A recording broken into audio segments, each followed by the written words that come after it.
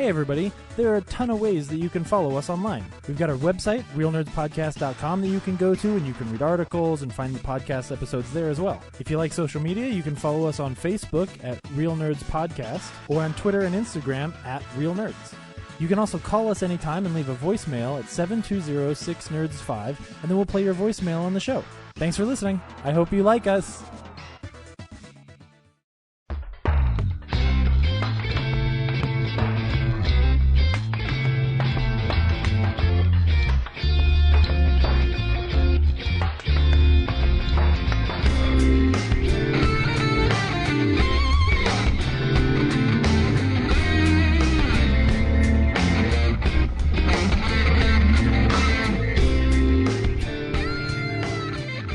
Welcome to Real Nerds Podcast, unofficially the official podcast of Denver Fan Expo 2022 and beyond. I am your host for this evening, Zach, or morning or afternoon. Hell, you can listen to this shit whenever you want. But I'm not alone. I'm joined, as always, by Brad. Yay! It's another Brad Zach episode, guys, so buckle in. It's going to be nothing but all the energy that one can muster in a single podcast. Yay! Ryan's out doing work stuff, and Corinne didn't want to be part of this episode, but she does have a downloaded Catching the Classics to add, so wonderful. So remember to name check that, and I believe Ryan will be sending his review. So yeah, which by the way, we do that. Speaking of which, we do see movies on this show each and every week, as you just alluded to. And this week we saw Prisoners of the Ghostland, the new Nicolas Cage outing. So stay tuned for our review. We'll play the trailer for you, and then we'll spoil the shit out of it. And given our Letterboxd reviews, sir, I have a feeling you and I are going to differ on this movie. So I know I really wish Ryan was here to back me up. But I really wish Henry was here because he rated it so high.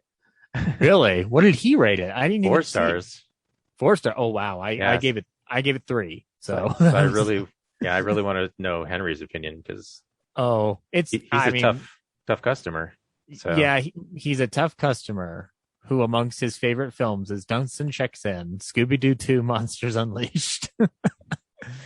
But we love him. We love him for that very reason. How you doing, bud? As I said earlier, I'm going through some stuff. Yeah, the saga of the failing hard drives is a never-ending uphill battle. I understand. Yeah, it's a bunch of horse shit right there. It's just the second time in like 4 years that I'm dealing with this, and yeah, because for listeners who may not remember, one of the hard drives containing a lot of the essential Real Nerd stuff failed 4 years ago. So we are. I believe it's we no longer have access to the raw files of the pod show, which definitely sucks. I think we have the first episode because that was like misplaced somewhere, fortunately. But everything else, yeah. So basically, if we wanted to do a 4K master of it, we'd be screwed. So. And a lot of the episodes between like 2013 and 15, I think, those are all, the finals are out there for us to like repurpose, but the original source stuff is gone. So yeah. So unfortunately, this is a dark day in Real Nerds history if we've got another hard drive failing on us. So, but I am fairly sure that we will still continue onward and upward as we always have on the show. Have you been up to anything else besides that, Mr. Brad?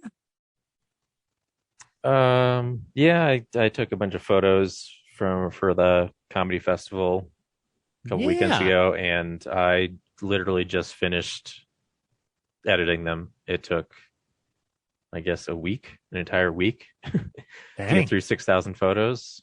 Shoot. That's still pretty efficient for 6,000 photos in a week. That's not bad. Yeah, every week an hour I've been cutting through them, finding the 80% that aren't even necessary and weeding those out and touching up the rest. So very good.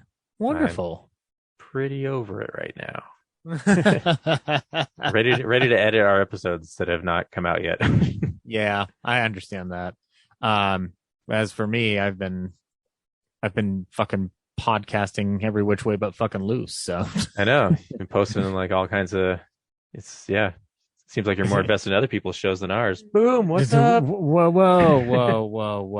Flagship show always takes priority, sir. I will never leave the Real Nerds team until Ryan yells at me to leave. So I listened to yours and Zach's team up with Lloyd Kaufman. I was like, Lloyd Kaufman's never been on Real Nerds. What's going on here?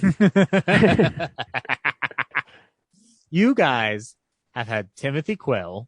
You guys have had Georges Jonti. You guys have had several other celebrity interviews. Isn't it about time? Not in years, Zach. It's been years. Isn't it time that the ballyhoo got itself a little bit of an uptick to get itself started, get its legs going, my friend? You know, I'm just joking around. You kidding? Yeah. No, that was a fun interview. He wants to come back apparently, so that's kind of cool. So. Cool. Yeah. Definitely name drop the other show you're on at some point. Yeah, I'll just be like, yeah. Speaking of hashtag Shakespeare shitstorm, my podcast, the Real Nerds podcast, will be glad to review it for you. You know, which, hey, you know what? Maybe we should. If we have a down week and whatnot, maybe we should review the latest Trauma joint. The main host isn't like a huge fan of yours, but you know, we'll have you on.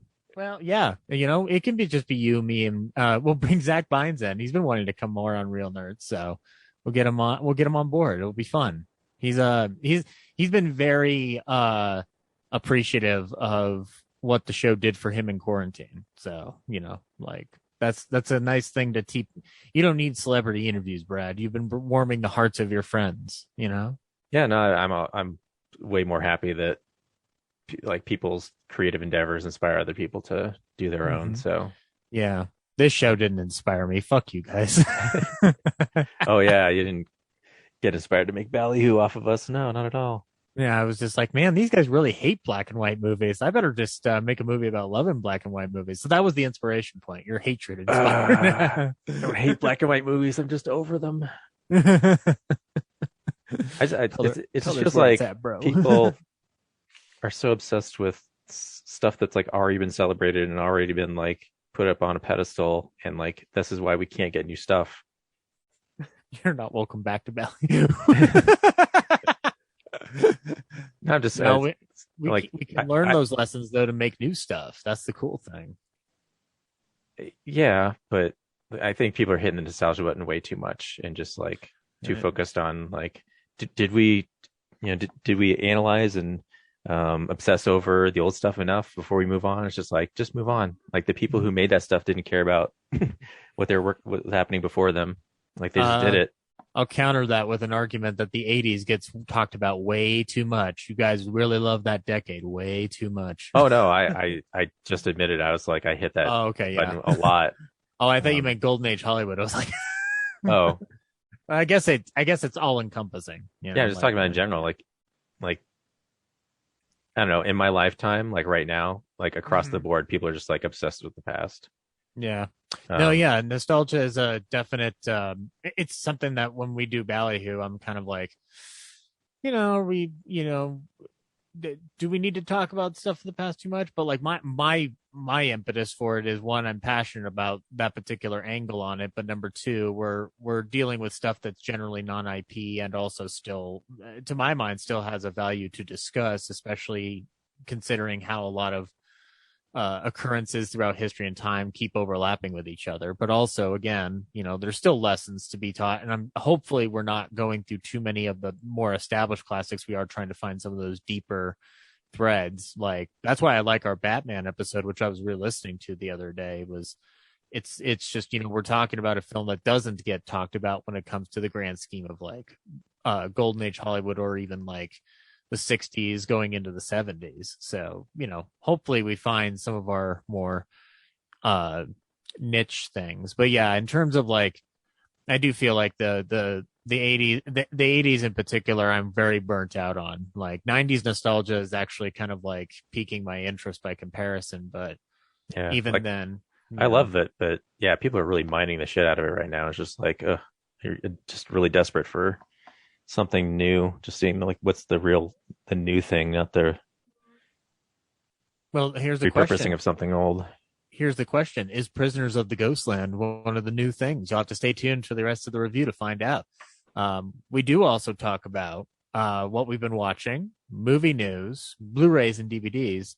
And I'm not going to lie, guys. One of the best things that the Real Nerds ever do is go around town.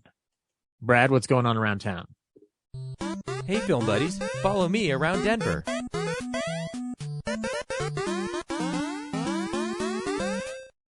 Well, if you go to the drive-in, the 88 drive-in, they are still playing Candyman, Malignant, and Don't Breathe 2 in their lineup, going through Thursday, September 30th. So hopefully this podcast drops before then.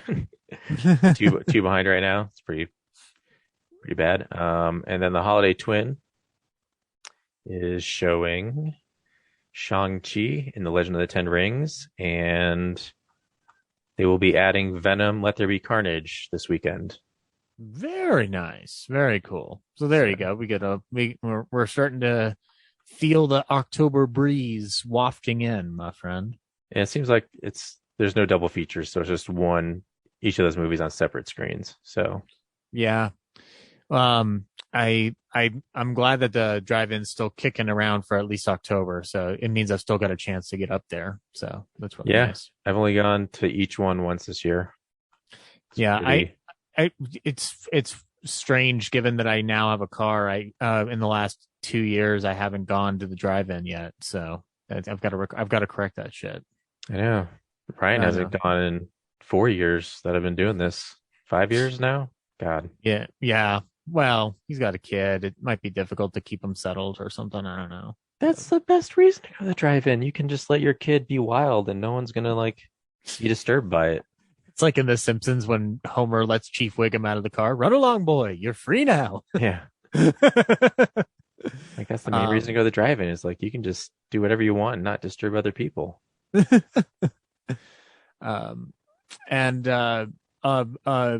Along there, if you want to go up to Boulder too, by the way, for Dairy Arts Center, Friday Night Weird, the program hosted by a friend of the show, Jack Hanley. They'll be showing Knocking on October 8th at 8:30 p.m. with a $12 ticket price.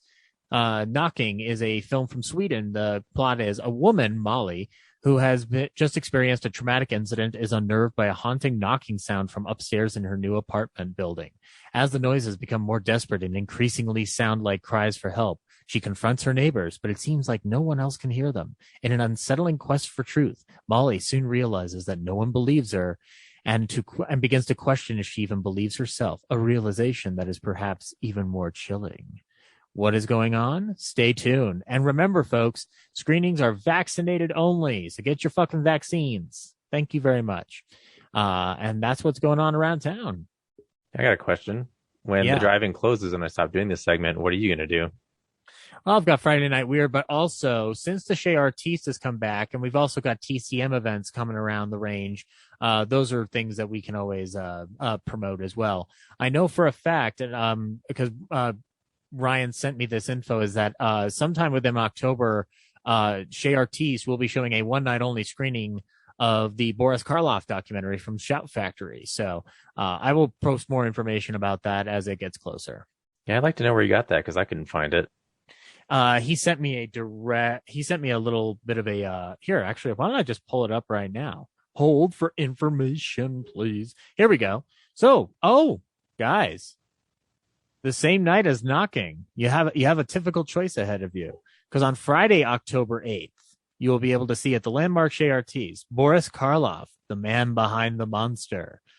So get your tickets for that if you would like to go see a documentary about one of horror's great acting legends.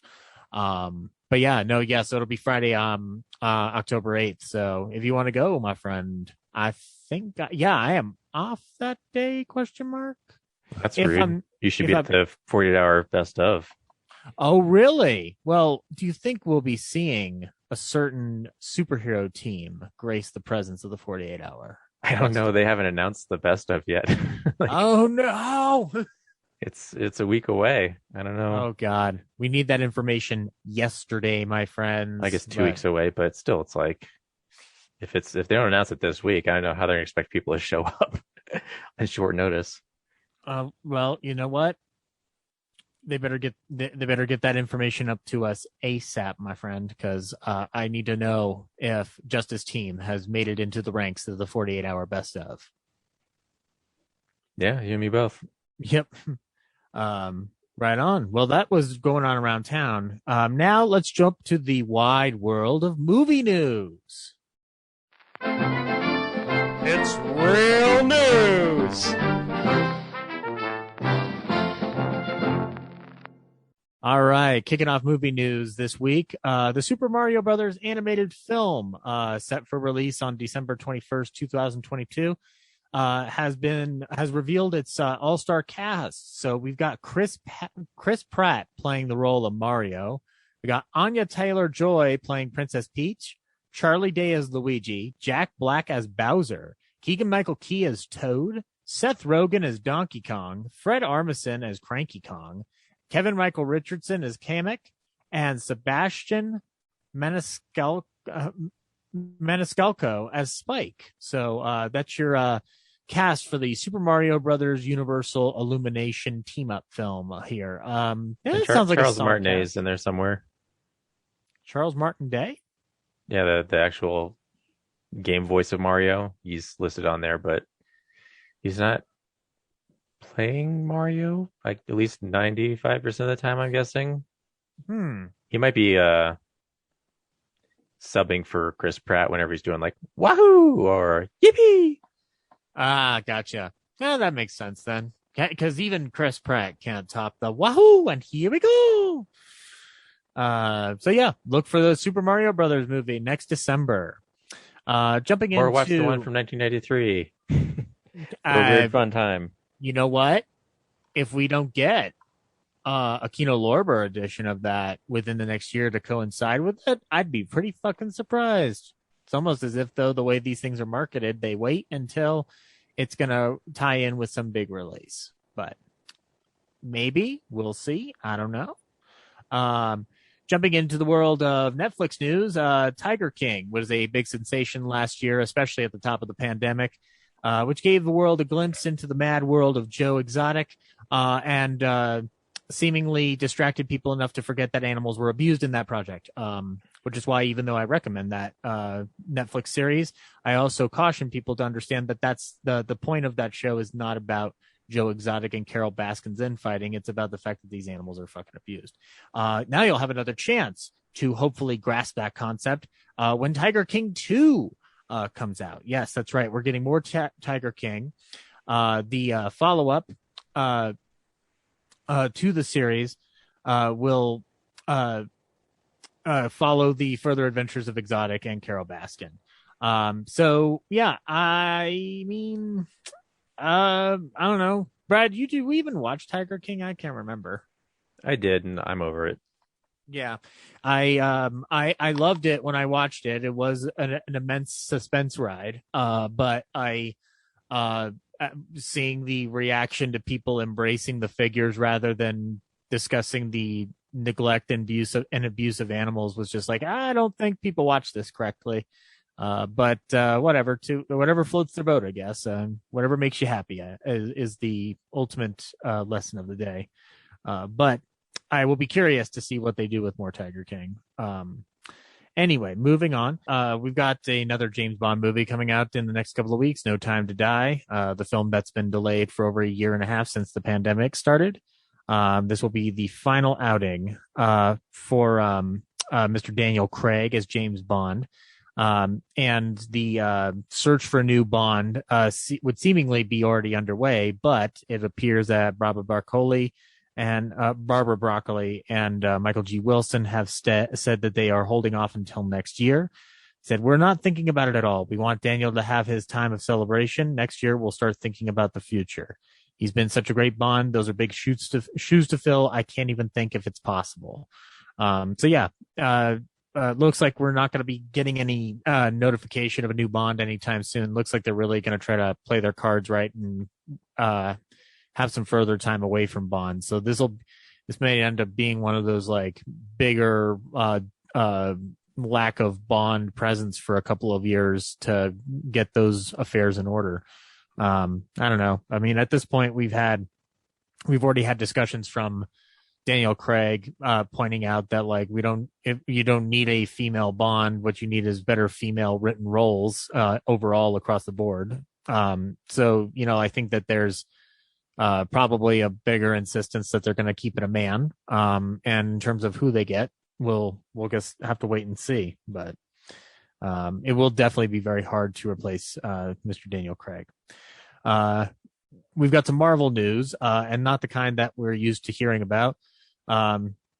Copyright termination has been sought by the heirs of Stan Lee, Steve Ditko, and Gene Colan in regards to the rights that Disney Marvel has on the Marvel characters that were developed by Lee, Ditko, etc.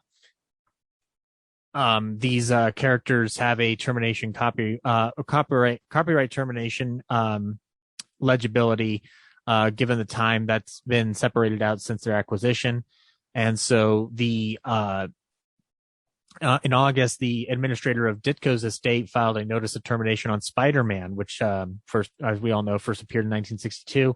Under the termination provisions of copyright law, authors of their heirs can reclaim rights once granted to publishers after a waiting statutory set period of time.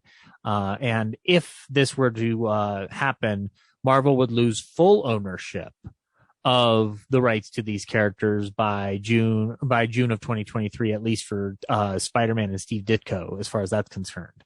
So they wouldn't lose ownership of the character, but they would be having to pay a huge chunk of money profits-wise to the heirs of the estates, which they were able to successfully shut this down when it came to the creator of Thor, back in 2011. So my guess is that they're probably gonna cite legal precedent within the same case that they had in 2011 and work to throw those cases out of court. But it does seem frustrating that the heirs of those creators cannot get aren't fully profiting off of the mega success of these franchises, especially given that they would have never had a chance to fully recoup the benefits when they made those stories initially, because they were work for hire under Marvel and other companies like DC.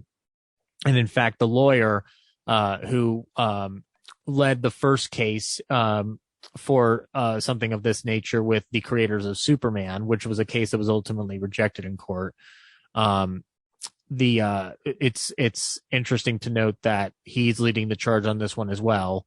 And I frankly think at this point, given the billions of dollars that this company generates from those characters, I see absolutely no reason to not throw them a few bucks. So we'll have to see what goes on. It doesn't look like this is going to fully affect any Marvel properties in production, but nevertheless, it does mean that it is something to consider within the grander scheme of when you digest these bigger franchise films, is that there are people who get screwed out of rightful ownership and for the sake of your entertainment. Moving on, we've had some deaths. Oh, I guess I don't get to say anything about it. Cool. Oh, no, go ahead. Yeah, I was waiting for you to jump in, but I kept having to ramble. So you didn't leave any space for anyone to talk. I'm sorry. Brad, what do you have to say about this? I was gonna say, like, I understand, contractually, those characters were created as part of a work for hire. That's not unusual, but I'm just like, come on. Like, after all the progress we made, like adding Bill Finger to the credit for the Batman movies and everything, like, you're still going to try and wrestle ownership away from, the people who generated all that, IP for you. It's just like, yeah, especially when it comes to the estate of Stan Lee. That seems like you're really sticking a middle finger at the man who, like, he innovated this. Like, when Endgame wrapped, like, there was that whole celebrate Stan Lee stuff that they did, and now they're like, now we're gonna take his creation and make it solely ours and fuck his family. Yeah, and by the way, I should have said up front that the Thor situation was a result of the Jack Kirby estate. So they've been fucking over not just Stan Lee, but they've always been fucking over the creators that got passed over in favor of Stan Lee's ever looming presence. So, Steve Ditko's estate deserves dump trucks of money for all the fucking like Spider-Man product we received over the last 20 years. So this is just like, you know, what's funny, Brad? I mean, stop me if I'm wrong because you're a bigger DC head than I am. But given the fact that we have been able to add the Bill Finger into the mix with DC, it seems like DC's fucking learned their lesson on this, and it would behoove Marvel to take a page out of their book and to not fucking fight this. Well, I know Warner Brothers or like AT&T, I guess now, they did that, but I totally expect them to renege on that eventually. So like Marvel is. So yeah, I really like, again, like that. I guess when I was rambling on and I didn't leave space for you, which I'm sorry, I did that, by the way, sir. Is that like that's like another added element of frustration that I have with some of the bigger franchises that are based off of these properties that will work for hire. Is just like, we don't understand like how much shit this like fucking this shit can cause when people aren't properly compensated. And between that, the Scarlett Johansson thing, and on top of the fact that production might shut down pretty soon because of a IATSE strike, which good for them, like they need better working conditions. So like to me, like it just seems like the bigger picture isn't being observed by any of the companies that are making huge profits out of off of a comic book franchise. And that's disturbing to say the least. Especially since you shouldn't really have copyright. I just want to finish this. Sorry. Like copyright stuff in particular, like the amount of renewal it goes through just to keep it in the hands of one company sometimes disgusts me. I just don't know, like the people at the top, like what they're thinking is like, okay, so they're going to do this because the fans appreciate Marvel filmmaking more than the comics. Like it's just going to piss off the people who go see your movies. Like they're going to stand with the creators. Like who that loves Marvel's movies is going to like put the comics in the rear view and support the studios over like, yeah.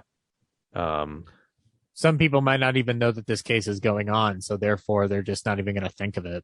I imagine the average person, yeah, but just like the diehards that make these things profitable and like you're just generating ill will, and eventually your brand's slowly going to be reduced in appeal. It's an online mob that I would support fully. Like, keep adding Disney on Twitter to just be like, hey dudes, like fucking knock it off. Like, yeah, like it's insane that it's insane that a company that frankly lost sight of its artistic integrity years ago because it's not the same studio that Walt Disney founded, but then again, it was not the same studio Walt Disney founded when Disney was still alive. But there is a lack of tact and care, especially when, I mean, I'm not going to lie, Disney's decisions between the premium charge on Disney Plus to the Scarlett Johansson debacle to all of this going on. It's just like, guys, like you have every opportunity in the world to behave decently and you're not doing it. I really don't get the benefit of it. I guess the only benefit that really extends to it is ultimately the benefit that people in the higher ups level of Disney core have in terms of making a bonus or keeping extra money in their pocket. But it's just like, yeah, but I don't care about you or your money. So think of another reason. Like, yeah, it's just bad PR. And like in the short term, you'll benefit, but in the long term, you'll just push away customers. So do they think that their brand is so strong that it's immune to criticism because it took a long time for Disney to build back up its credibility after Walt's death? So, I'm just saying they're not learning from past mistakes at all. So, and even if it doesn't bite them today, it might bite them later. So, yes. Yeah. I'm sure the short term, just like the industry as a whole lost like $8 billion, just like this year and last year, because they couldn't put stuff out. But So I'm sure the people at the top are like, we're making less money. Time to like shore up the gates. Yeah. And part of that's like, someone's just like, well, I got to save my job. So here's my idea. Let's wrestle.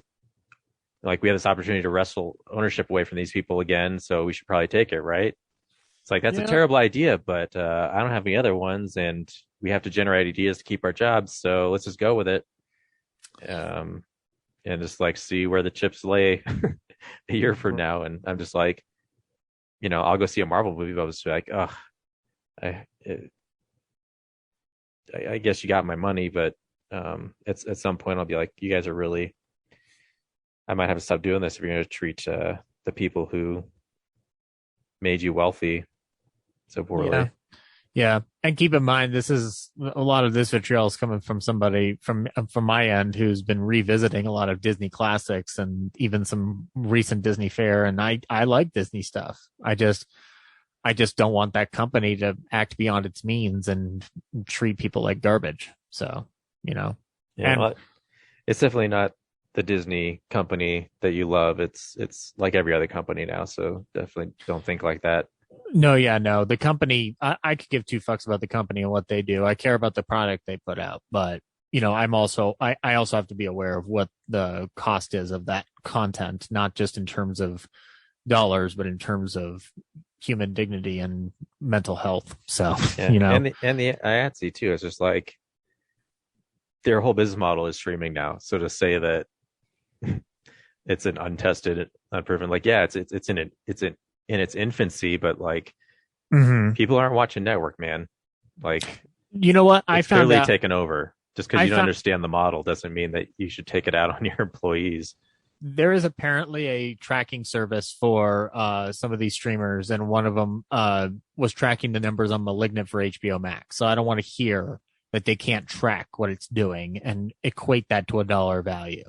That's nonsense. And quite frankly, if your residual outcome is not up to snuff with the demands that you place on your workers, that's fucking nonsense. You need to knock that shit off. Like, I work in retail and we get kicked around and treated like shit too. And there's a whole mentality around business practices and ethics in this country that absolutely is abysmal and has no,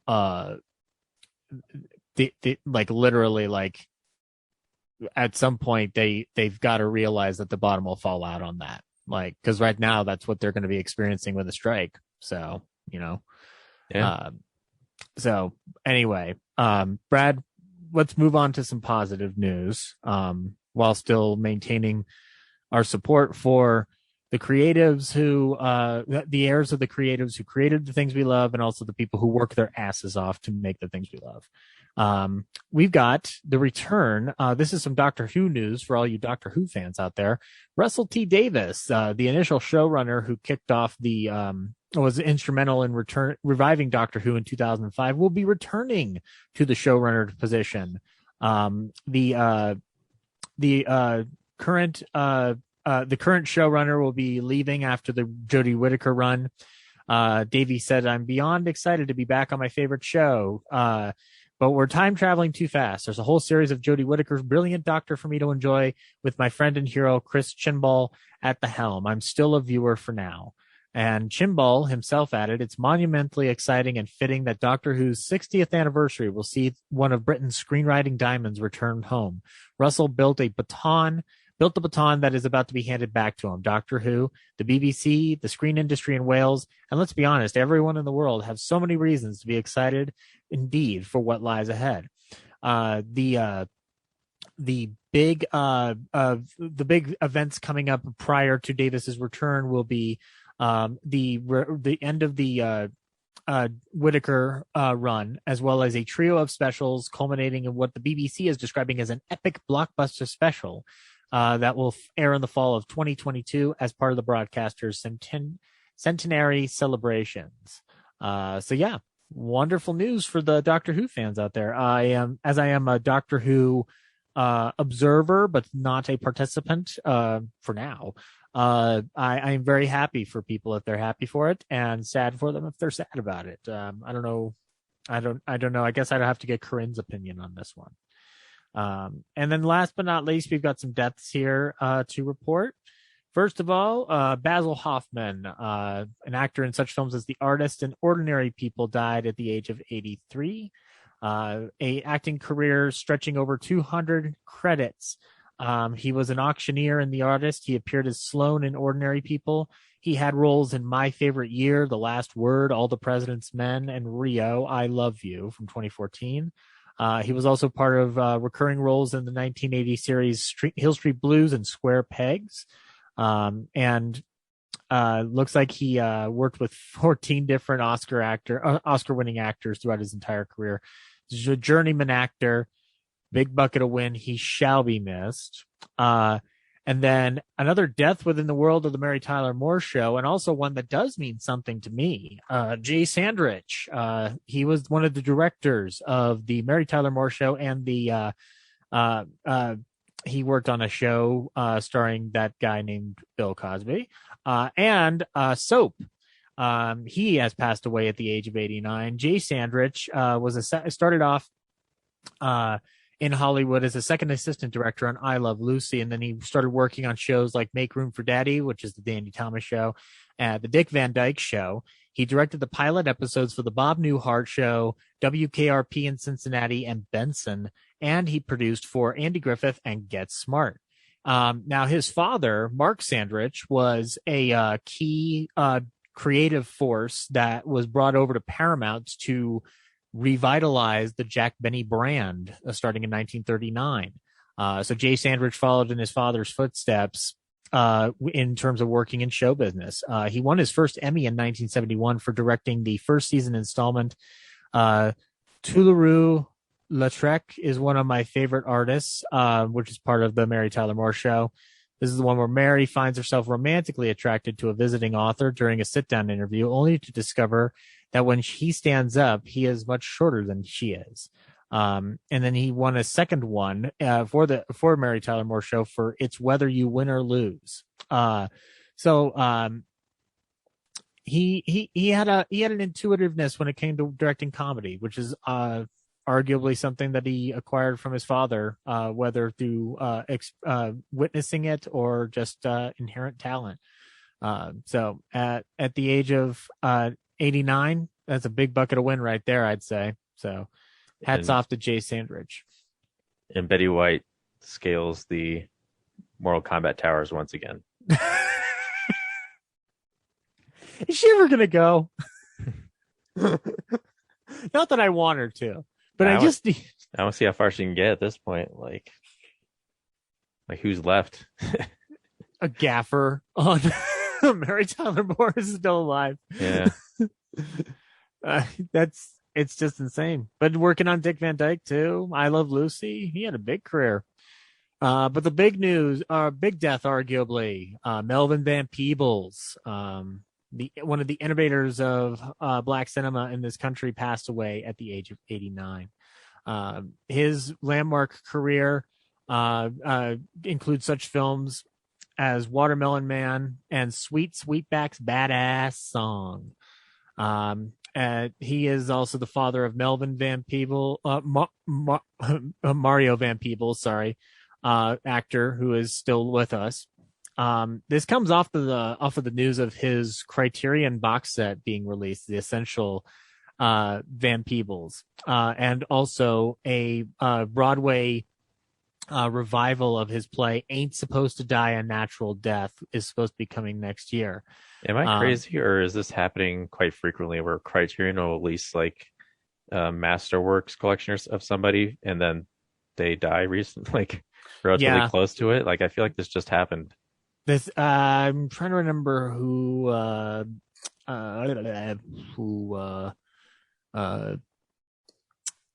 this happened to recently. I can't remember. Shit. Yeah, I have to go back and look through the Criterion releases. But yeah, I feel like a couple months ago the same thing happened. Yeah, because I saw that today. I was like, didn't Criterion just put out a box set of his stuff this week and he died? Like that's a bad omen. Jeez, yeah.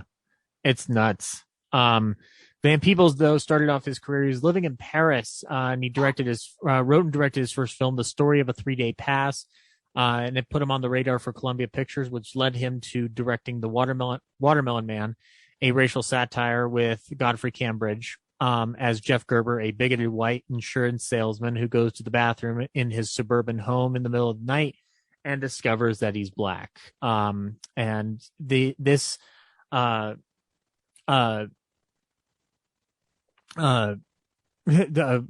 strength of that movie's success, Columbia offered him a 3-picture deal, but wanted no part of his next project, which was Sweet Sweetback's Badass Song. So, helped by a $50,000 loan from Bill Cosby, he wrote and directed, produced, scored, and edited the Renegade film while starring as its anti-hero, a ladies' man whose superhero lovemaking abilities, who battles the corrupt white establishment in Los Angeles. Or a better way to put it, it's one of the key blaxploitation films and an essential watch. So this movie opened a floodgate of further blaxploitation films that would innovate and lead the way, whether that be Shaft or Coffee, Foxy Brown, etc. So Van Peebles was a true pioneer. I'm going to be picking up this box set, which we'll be talking about in Blu-rays. And I do think that it's very, very, it's very inspirational to look at his story and looking how he pioneered different elements of this on the lowest of scales at a time when African American filmmakers were an absolute minority, they barely existed. So for him to very much help innovate the blaxploitation genre is quite a feat, to say the least. So Melvin, you will be very, very missed. And that is news. I forgot to mention last week was my 100th consecutive episode. Congratulations! Oh, wait! Breaking Real Nerds news. Brad has reached 100 consecutive episodes. Woo! Last week. This week is 101. Last week. So. Yes, last week. Brad, can the Real Nerds Podcast News get a quick quote on what it's like to have 100 consecutive episodes in a row? Exhausting. Do you think you'll retire and let a certain Scottish cap wearing gentleman take your throne again? Definitely not going to let that happen by that person, but I'm definitely thanks to the team for letting me move the schedule around so I could achieve that, because with the 4-day and everything the past couple of weeks it was definitely in jeopardy. The show doesn't happen without you, Brad. So if we can help you accommodate a certain mile marker, we're going to do it. Yeah. So from here on out, I can start missing shows again. I'm not that precious about it. It'd be nice to go to 200, but that might be insane. But I'm like 30 weeks or something ahead of the past leader, which was you. So it's going to take a monumental effort by the rest of you to catch up to that. So yeah, how many did I have in a row? I think you were at 70 or something. I can find out real quick. That was from 2017 to 2019, 2018, something like that. Gotcha. That makes perfect sense. Yeah, 71. Okay, wow, 71. So I blew past that by 30 episodes. Yeah. As of right now. Stupid me finding other things to do. Yeah, well, yeah, that Real Nerds Take Manhattan with just Henry wrecked your run. Yeah, well, that doesn't seem fair, because that Yeah, but then you did miss Hellboy. Yeah, so that's true. I did miss Hellboy. I believe I was out of town that day. You would have added 29. So if you hadn't missed Hellboy and stay in somehow was on that Manhattan episode, you would have 100 right now. Dang. Oh well. Well, I guess since then you've also missed a couple other weeks, but you would have had 100 you would have hit the 100 mark by 2019 for Shazam. This isn't fair. So yeah, definitely kick Henry in the nuts when you see him. next. And I do that every time I see him. It's the way we greet each other. And then punch yourself in the dick for missing Hellboy. Punch myself in the dick for You know what? Given what I've heard about that film, I think I will gladly allow myself to be completely free of guilt on that one. So, but thank you for suggesting it. Yeah, then you missed Good Boys, then Joker, and then Zombieland Double Tap. Yeah, that's true. Yeah. But I'm only I think 7 weeks away from having the all-time. If Ryan continues to miss more episodes, I'm like 6 weeks away from taking the all-time appearances. So, dang. Here's to you completely dominating this entire show in a Thanos fashion. You can snap half of us out of existence. That is a weird feeling. Like Ryan should probably always hold that record, but I'm coming for him. Yep. Stop going to Portland. You already snapped James away, and I'm assuming Henry as well. So, yeah, Corinne's blown past Henry. Yeah, like 15 or so, and I surpassed James a long time ago. But you're still quite a bit away from James, even. So. Oh, really? He had a bunch more? You're at 254, and he's holding at 319. So. Oh, well. About another year. By next year, I will have that Detroit boy beat. Yeah. You'll finally come in third place here. Yeah, that's right. Third place is I get a bronze medal, dude. I'm totally down for that. Anywho, hey guys, we don't just talk about movie news. We also talk about the movies you can buy on Blu-ray, DVD, VHS, Betamax, 4K. This is DVDs and Blu-rays. DVD releases and Blu-rays. Jumping it off from our news segment, Criterion has put out Melvin Van Peebles, The Essential Films Blu-ray set. This includes such films as The Story of a 3-Day Pass, Watermelon Man, Sweet Sweetback's Badass Song, and Don't Play Us Cheap, along with Badass, the film starring Mario Van Peebles as his father. So you can pick that up via Criterion if you so wish. Arrow is putting out a 4K of Legend, the 1985 Ridley Scott joint featuring Tom Cruise. So if you need to complete your Tom Cruise collection like Ryan does, maybe he's going to upgrade that. I don't know. We'll see. If you know what, if he doesn't want to go that route, he can always go with Children of the Corn in 4K. The 1984 Stephen King adaptation is now available in a glorious 4K format for all of you. You know what's also in 4K? Orson Welles' last movie, Transformers, the movie from 1986, coming to you in 4K through Shout Factory. And additionally, Warner Archive has made the right decision, for they are putting out on Blu-ray at last 1935's A Night at the Opera, starring the Marx Brothers, Groucho, Chico, and Harpo. So this was post-Zeppo, folks. So if you want to pick up an HD copy of A Night at the Opera, go to Warner Archive and check that out today. If you get up enough of them, maybe they'll put out the rest of those things in Blu-ray, which would be nice. Resurrection is coming to you from Vinegar Syndrome. And this is a Christopher Lambert film from 1999. You can also pick up from Criterion The Damned, the Luchino Visconti film.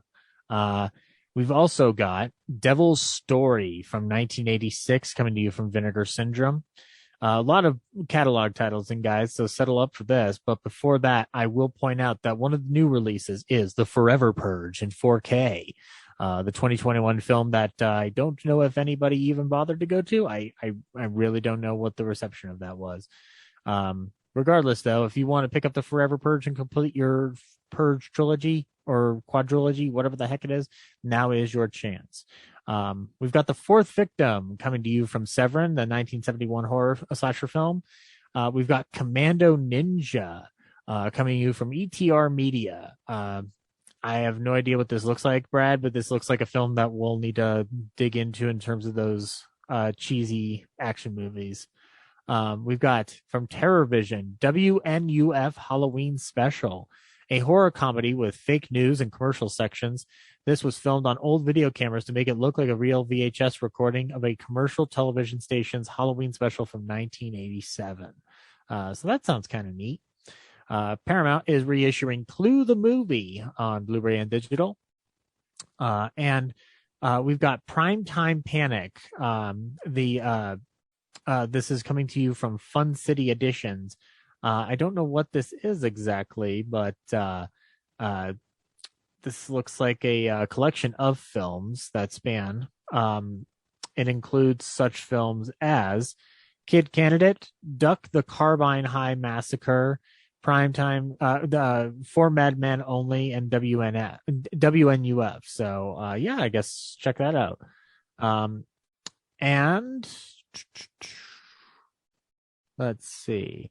You can get the 3 from Hell 4K in a new steel book. The film from 2019, Rob Zombie's final outing in the Firefly trilogy.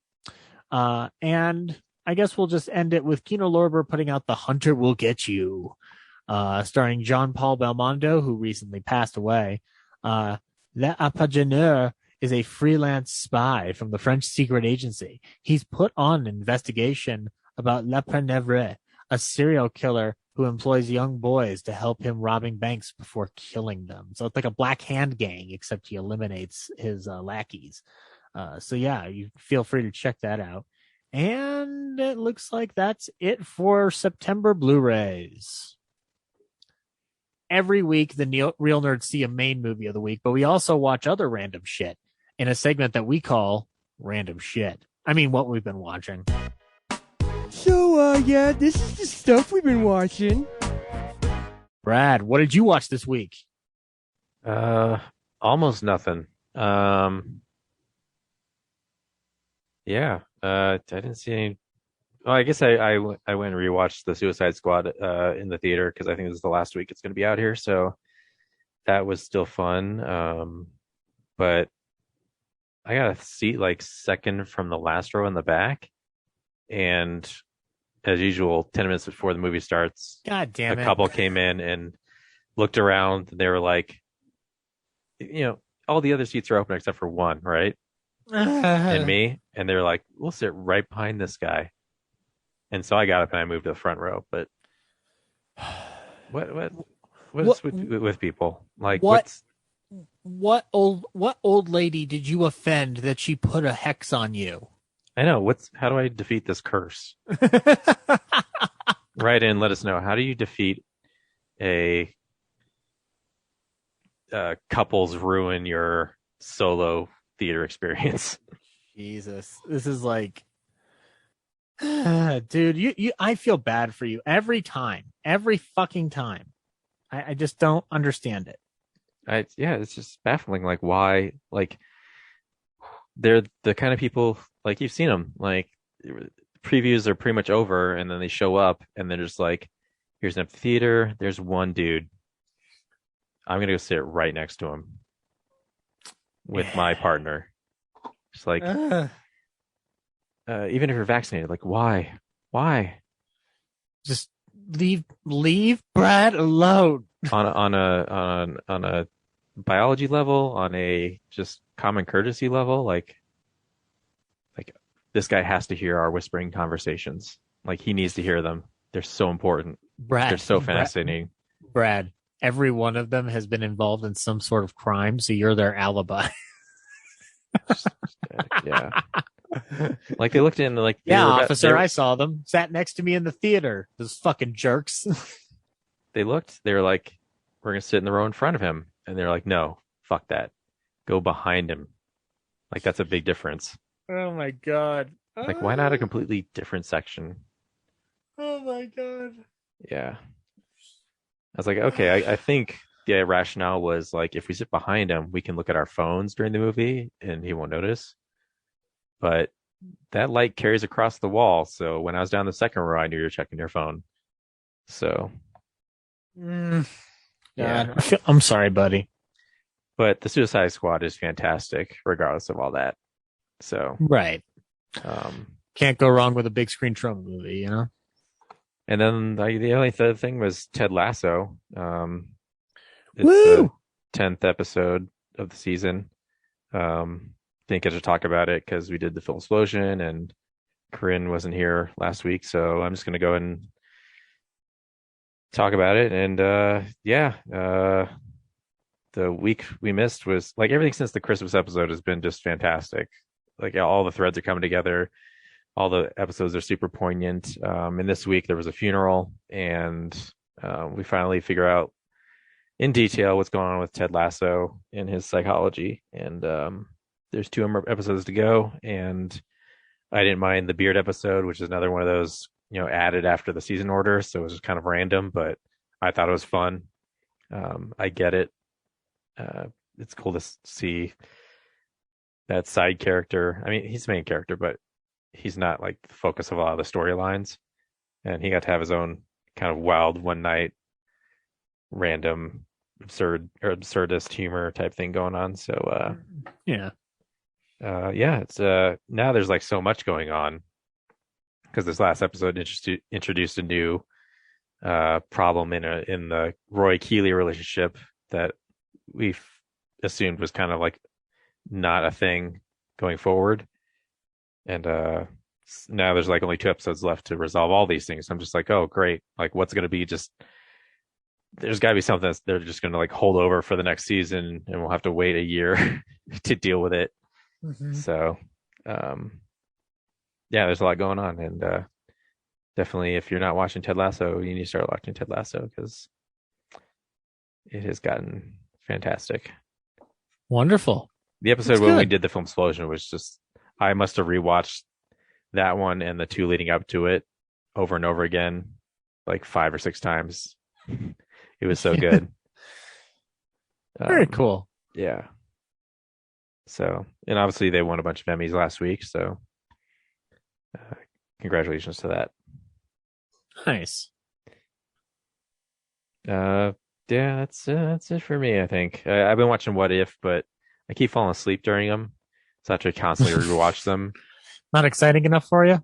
I guess not. Like, I mean, they're interesting, but I don't know if I'm like, there's an investment that's missing for me. That's like, they definitely feel like they're not integral to anything. Is it because it's animated? Is that throwing you off, or? Maybe. I mean, the animation's pretty good.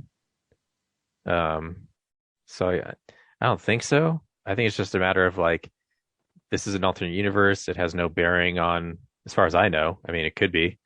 When it's all said and done, they might spring like surprise, like this is part of the overall picture. The Watchers, an integral part of the MCU. Yeah. And actually, the coolest thing I think is like, speaking to the animation, the backgrounds, like occasionally they'll have a silhouette of the Watcher watching what's going on, and that's haunting, and that's kind of cool. In like the Doctor Strange episode, he was actually part of the story where Strange was like, hey, undo this, I screwed up, and he's just like, no, peace out. Wee. Yeah, it's like, this is all your fault, and you're just one part of the multiverse. There's other places where this didn't happen, so it's not like it's that catastrophic. It's just catastrophic for you selfish piece of shit. So I'm out. So yeah, but yeah, I keep starting to the next one, and then I wake up and realize like I totally missed the whole thing. So I'm slowly getting through What If, and it's cool. But yeah, like the Captain Britain one, I guess. It's cool, but I can't decide if it's trying to say like, women are no different from men, so the story doesn't change, and that's why the story isn't that different from Captain America movie, or if it's the other thing where it's like, it is like different because, you know what I mean? Yeah, I mean, like I guess it's just like what's the, if you're not going to make it complete and utter canon, what's the value? But I mean, like, I appreciate that they attempt to tell the story. I haven't watched it, but I know that that's out there, and I'm like, that sounds like a cool thing to watch. But I do think like, yeah, in the grand scheme of like a live action like Lady Britain adaptation that we're not going to get, like it's kind of disappointing. Yeah, it's like, is it detrimental or helpful to make that point? Is like I'm trying to understand, like, because it's so much like the movie, just animated, and it's just Haley Atwell instead of Chris Evans in the lead role. And like, is the point they're making that, you know, having a woman doesn't change the story, or is it, you know, inadvertently saying that like this story is boring because they didn't change it? You know, You might be overthinking it, but at the same oh, time, definitely overthinking it. But I'm just like, is that an unintended consequence of what they did? Possibly. I guess I'll need to watch Marvel's What If next before I do WandaVision and give you my thoughts on it. Yeah. And then what were the other ones? Yeah, the Marvel Zombies is the one I'm stuck on. What was the other one? Oh yeah, that T'Challa is Star-Lord. Like, it was cool to see like some of the villains be heroes, but again, like, I don't know, it just wasn't that affecting of a story for me, I guess. So whatever. Gotcha. Anyway, I feel like that What If might end up being I mean, like, I think the big value in that is hearing Chadwick Boseman's last performance. So yeah, that's the big thing you get out of it. But at the same time, it shouldn't be. It should be like the focus should be on stories, right? So right. But it was cool. Again, it's just like none of this has any seemingly, to my knowledge, doesn't have any connection to like what I'm trying to enjoy with Shang-Chi and Loki and WandaVision. So, you know, it's just a separate thing. So just like with Bad Batch for Star Wars, like I started watching it because it seems so essential. But then like after a bunch of episodes, I was like, this doesn't, you know, I guess people who watch Clone Wars, it's important to them, but I didn't watch Clone Wars. So I'm just like, you know, I don't see anything super innovative or interesting going on here. Right. Well, I guess it's ultimately how far do you want to branch off outside of the main core story? Because like I held off on Marvel TV adaptations for a good long while until I realized like, oh, Kevin Feige wasn't bullshitting. Like a lot of these are going to be integral to the MCU going forward. So, which I frankly don't appreciate, because if I've got to watch your 6-episode television show to understand a movie in a theater, then that I find that a little disingenuous, unless you're Richard Kelly, who's trying to do Southland Tales in that respect years before. Which, by the way, why don't you just give a MCU movie to Richard Kelly? You know, like that seems like a great idea. But yeah, so I find it like I'm glad I ended up going to Falcon Winter Soldier because I got a lot of value out of it, and I really appreciated Loki, even though like a couple weeks removed from Loki, it didn't leave an impression on me the way Falcon Winter Soldier did. But I think getting to dissect Loki was a worthy endeavor. If it weren't for the fact that I know that I mean, it's almost like I kind of wish it didn't have any bearing on the MCU overall. Like it was just its own thing. But I guess there's not really much you can do to fix that. So I'm curious about WandaVision though, because I know that has a lot of multiverse implications from what I heard. So I'll be very curious to see how that plays out. But yeah, that's it for me. Right on. Well, I didn't watch too much. I rewatched Labyrinth, and movie's a lot better than I remember. I always appreciated it from the technical acumen, and I'm a Jim Hensonite, but Labyrinth and Dark Crystal were two Jim Henson properties I didn't really go back to because I'm just obsessed with Muppets, really, at the end of the day. But going back to it, it's a lot of fun. David Bowie's very good, charismatic as the Goblin King, and Jennifer Connelly's really great in it.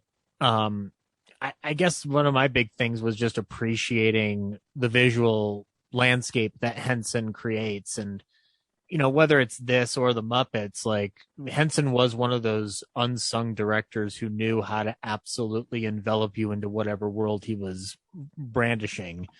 And just the way he shoots his films, there's never really an instance where I'm thinking that this isn't real.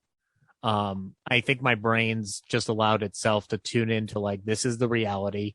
There's no reason to suggest that any of these creatures are fake, because your imagination is ultimately grasping onto you that tightly.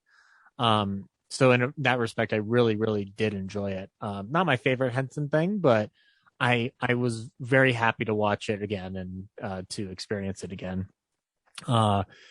I continued down some more Disney binge. I watched a movie called Victory Through Air Power, which is a World War II oddity from the Disney canon. It's an hour and 9 minutes with an introduction by Leonard Maltin on the Walt Disney Treasures DVD. And I'd seen it before in high school, but I wasn't really paying attention to it. It was not as interesting as the propaganda cartoons to me. But the movie is there was a major in World War during the era of World War II who was very much advocating for air power as our solution to winning the war. And the movie plays out as a salute to the idea of an air force, and specifically the goal of the film is to propose Major Stravinsky, I believe his name is his theories on how the war can be won only through long-range bombers and systematic attacks. Like basically, he's advocating like this is the only way to win World War II. It's not going to be through ground troop. Like ground troop can only do so much. Long-range bombers will be the solution to it. And Disney believed enough in this theory that he created this film, and when RKO wouldn't distribute it, he took it over to United Artists, and the film did poorly, but it was very well respected by a lot of heads of state, including Winston Churchill. The movie itself is like, it's a very interesting piece of propaganda that I don't get to see that often, where it's like, in the middle of war, trying to figure out solutions to the overall conflict. I mean, we have the hindsight of knowing how World War II ended because of both history and just the fact that the atomic bomb was being developed in secret. But even if we didn't have the bomb, I almost had to put myself in the position of just like, all right, let's just assume we don't have the Manhattan Project going around, and would this theory work? And it's a compelling argument. I'm not a military strategist, so I have no idea how any of this holds water by comparison. Like it's weird. It's almost just like it's a really cool like theoretical scenario for history buffs. But outside of that, it doesn't really have like, it's not like I'm going to tell you, Brad, you need to watch Victory Through Air Power to understand the military. It's like, no, like this is just a curio. But a very well produced curio nonetheless. So like some very interesting animation going on in it. And then I rewatched Fantasia, which has been a nice thing to sit back to and just watch while I unwind. Like I don't have to worry about plot. I don't have to really worry about, even if my eyes were to dip, I'd still be appreciating the music coming over in stereophonic sound. The movie's amazing. Like the more I watch that movie, the more it goes into my top 5 of Disney films of all time. Like it's getting closer to hitting that top 5, which is very hard to hit because I've got a lot of fun favorites in there. But just the animation is gorgeous. I have segments that I prefer over others, but each one of them has value. I think the Pastoral Symphony by Beethoven is the only segment where I'm just like, I think this goes on a little too long, but it's not like I'd ask, and I wouldn't ask anything to be removed or changed. And it is a 2-hour movie that breezes by pretty quick. Like, I think as a kid, it's harder to appreciate it and sit with it because there's no dialogue and it's gag driven, but there's not a lot of like, the gags are working in conjunction with the music, so it's not the same as a regular Disney cartoon. So I mean, it's a movie that if people haven't watched it in full since music class or wherever you watched it for the first time, it's something that I would definitely try to kick on in Disney Plus and just relax to. And it's a movie that I wish I had seen in a theater, and I would love for them to reissue it. And I was having memories of Fantasia 2000 amidst all this, and remembering that, like, oh yeah, my parents took me to see that twice when it came to IMAX here in Colorado. And I was having very strong memories of sitting in the theater watching it. So I popped on Fantasia 2000 the same night that I watched Fantasia, and that movie holds up better than I thought it would. Because my biggest worry was I remembered there being a lot of attempts at CGI going on throughout Fantasia 2000, and I misremembered it. It's a lot of 2D, 3D blend. So they're kind of going into 2.5D mode in certain respects. Like, so certain sections will be an attempt at early CGI that's not Pixar related, but it's blending into regular 2D animation. So like, I'm trying to think of a good comparison that you might remember, Brad, of like what was coming out at that time. Like, do you remember the dinosaurs movie that came out? Yeah. It's almost like it's not trying to go for photorealism, so it's stepping itself back. And so like there's like the Pines of Rome segment with the whales. There are certain parts of it that look off, but there are other moments in it that blend so amazingly that you almost forget the parts that don't work.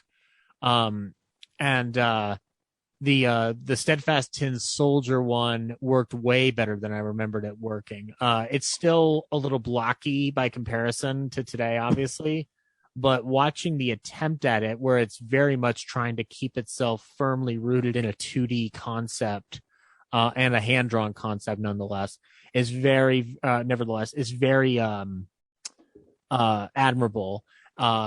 The Noah's Ark segment with Pomp and Circumstance is very well animated.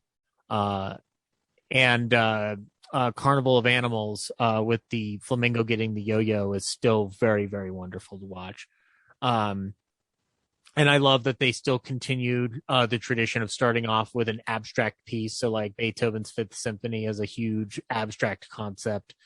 The only thing with Fantasia 2000 that I was left unsure of, I still love the piece, but I think I'm unsure of how I feel about it by comparison to Fantasia, is the Firebird Suite by Stravinsky, where they have the woman who is representing nature fighting off the Firebird, and then it's about renewal, just like the phoenix rising from the ashes. And for some reason, it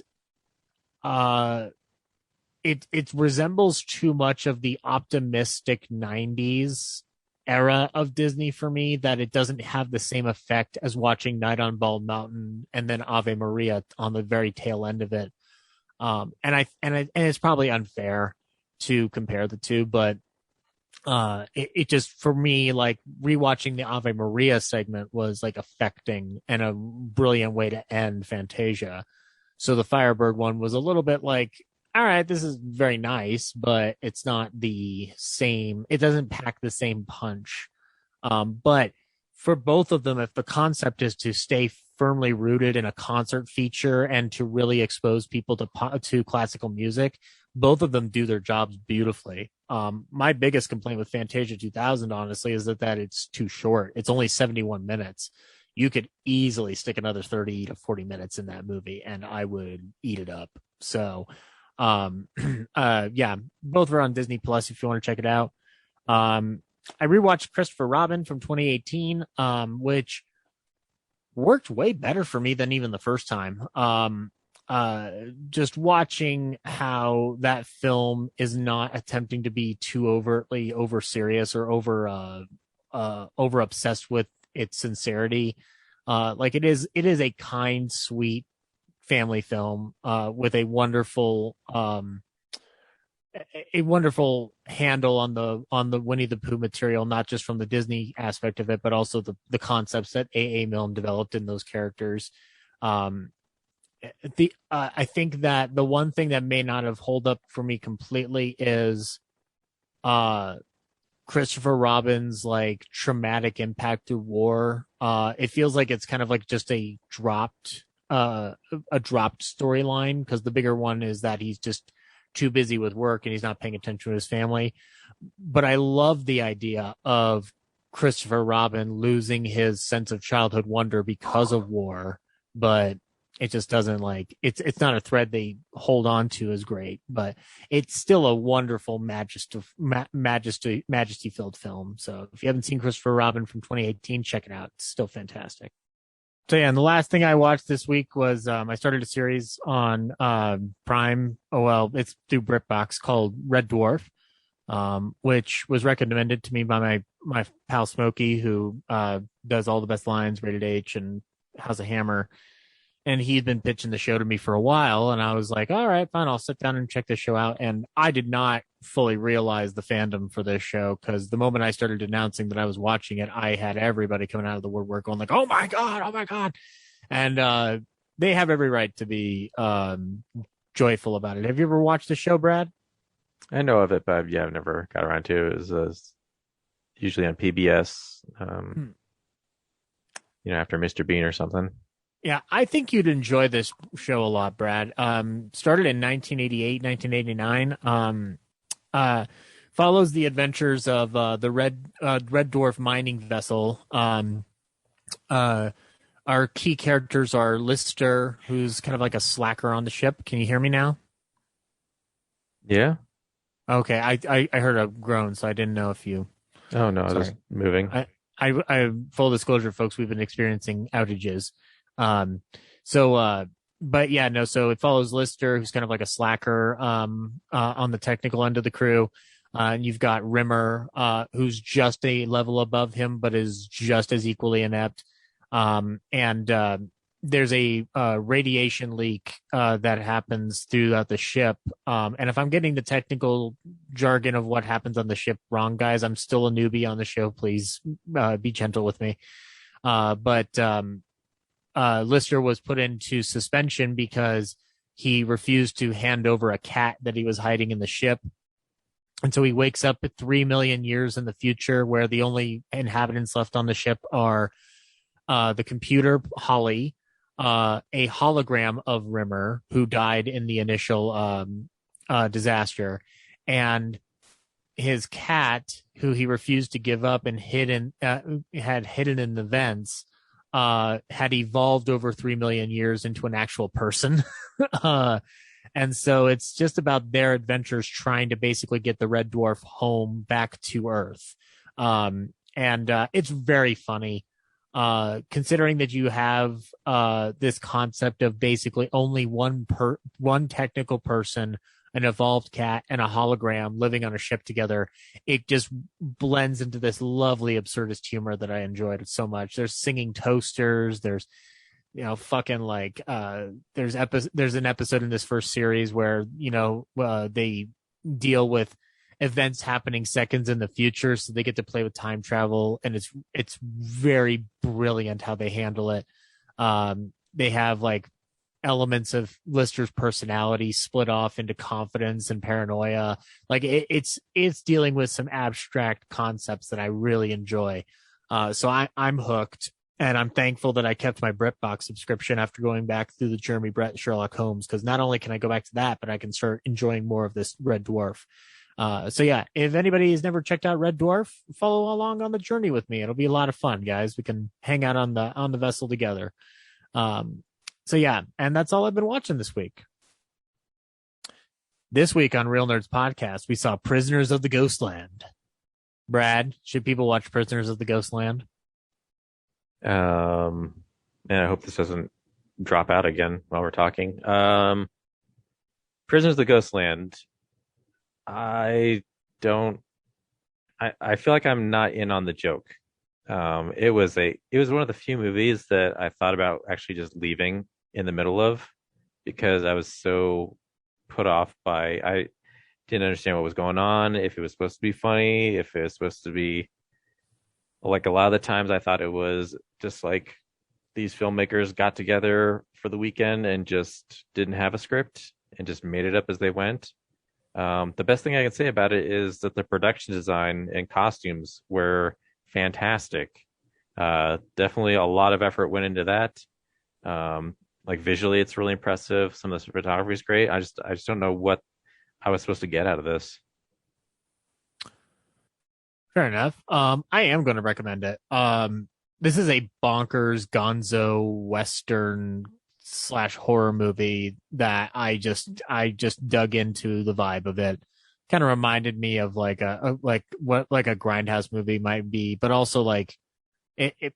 I know that there's a basis for this, and I'm not as versed on this, but like these bigger supernatural films from Japan pre the 90s and whatnot that like have a prominent ghost element where the ghost can look rather silly or bizarre. I think that there's a lot of elements to me that actually remind me of Mad Max that I appreciated, where a language is being created out of its own whole cloth. It's not perfect, but I think that it's absolutely worth your time to sit down with it and kind of embrace the madness. And I'm always an advocate of that. It was fun watching Nicolas Cage do some funny stuff, while also, playing his own version of a kind of a neo-Western hero. And I like watching Bill Moseley in anything. So I was down to watch him ham it up. And out of the Nicolas Cage movies we've seen this year, Pig is still the best. But for me, this movie is 10 times better than Willy's Wonderland. So, wow. Yeah, for that, I will absolutely recommend it. Here's the trailer for, oh wait, no, before we do that, Brad, I believe our absent host, Ryan, had a thought or two on Prisoners of Ghostland. Should we hear what he had to say? Hello, my fellow nerds. This is your host, your talent, Ryan. And I'm sorry I missed this week's episode. I am in the Great Northwest traveling for work. However, I could not let this go by without talking to you about what the fuck I just saw, which is Prisoners of the Ghostland, which stars Nicolas Cage. This movie is loud, obnoxious, incoherent, and doesn't make any sense. I only gave it 1 star. And the reason I gave it 1 star is there's a moment in it where Nicolas Cage gets this outfit that has bombs attached to it. And if he does certain things with his body parts, the bombs will be activated.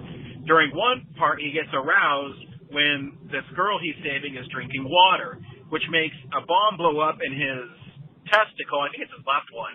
And his left testicle blows up. He holds up his left testicle and passes out. And then later, he's explaining to the prisoners of Ghostland that he has 1 testicle! And he does that in a way that just makes the movie get 1 star. Because without that one moment, I would not give this movie any stars. It's not very good. It makes no sense. And it's not even saved by some, like, over-the-top gore and some action scenes. It's just a fucking mess. And I'm really glad that my Alamo season pass kicked back in. And even more glad that my first month is free. So technically, I only paid $1.30 for this movie for the convenience fee of using my Alamo pass. So, yeah, I give Prisoners of Ghostland 1 blown-off Nick Cage testicle. I'll see you guys next week for Venom, Let There Be Carnage. Thanks, guys. Bye. You're fucking wrong, Ryan. You're fucking wrong. I think I might be with you, Ryan. I don't know what you said yet, but I saw your 1-star review is similar to mine on Letterboxd, and it's I like you said, it very much, like I said, there's like I feel like this is a Mad Max movie. It's doing the same things, but I'm not interested in anything the characters are saying. I'm not interested in the arcs of the characters. Like, I don't know I feel like I'm missing something, and because it looks like an expensive as hell movie, and you don't get to make expensive as hell movies just for making it up on the spot. So, gotcha. Well, before we get any further, why don't we play the trailer? My granddaughter has been lost to us. I would have her return to me post haste. And you, sir, I am told, are the man to do the job.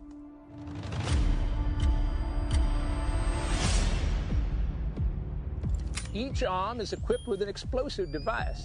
Your trousers are also equipped with explosives. Really? Just beyond the point where we now stand lies a highway where evil reigns. What is this? At the end of 5 days, if you have not returned with Bernice, well, I think you get the idea, son. Godspeed. This is the Ghostland, a land of no escape. We are not the ones who hold her captive. It's been 2 days, and still she is missing. How do I get out of here? You must surrender to fate.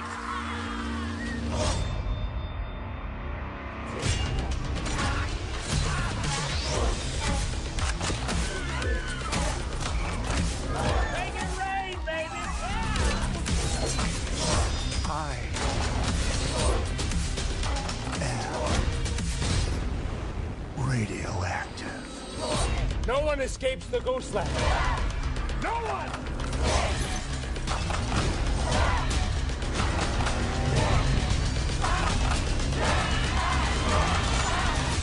I'm not a prisoner!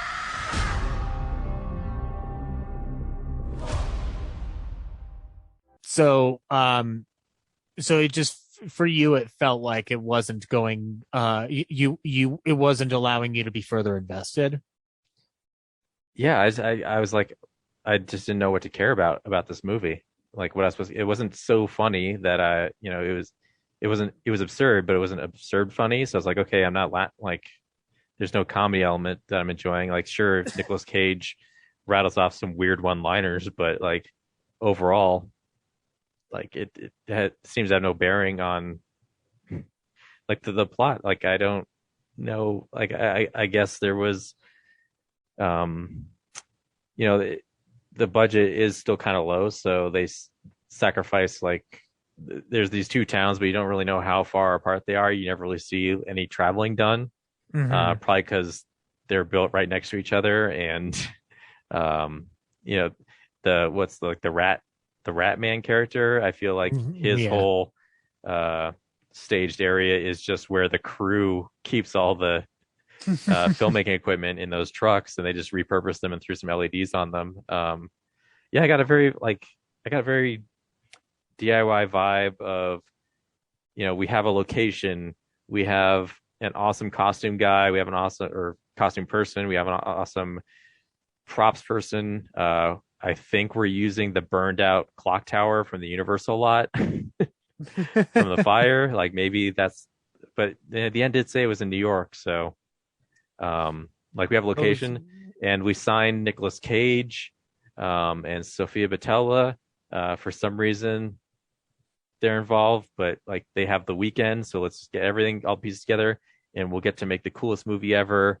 Where we'll have ninjas in it, and we'll have samurai and western and Japanese culture in it, and it'll just be this melting pot of all these different things. We've got a dope DP. It'll look great, and here we are. Nick, say something. Just like the coolest thing you can think of right now. Blood packet guy, activate the splatter. I mean, so I'm not familiar with the director, Sion Sono. Yeah, never heard of them before. But reading some stuff afterwards, it's clear that he has a following, and it seems like he is a little bit more known for these eclectic and idiosyncratic kind of movies. So it's not like, it's almost like it's not like this is unexpected by any state. I mean, like I feel like it was cool to be let in on this kind of new world, and that's what I kind of dug about it. I think that the attempt to create a Mad Max-esque language of its own might be a little too ambitious, but I don't even know if that's what it's going for. It almost feels like it wants to be its own thing, and to hell with establishing anything further in its universe.